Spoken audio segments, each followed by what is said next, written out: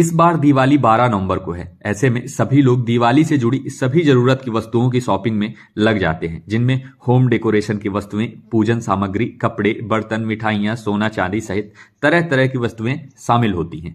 लेकिन दिवाली में सभी लोग अपने घरों के कामों में व्यस्त होते हैं और उन्हें शॉपिंग का पर्याप्त समय नहीं मिलता, और बचे समय में अलग अलग जगहों से शॉपिंग करना थोड़ा मुश्किल और थकान भरा होता है। ऐसे में हम आपको सतना शहर के एक ऐसे मार्केट के बारे में बताएंगे जहां आप एक ही जगह लगी सैकड़ों दुकानों से अपने मनपसंद और सभी जरूरत वस्तुओं की खरीदारी बेहद ही सस्ते दामों में कर सकते हैं।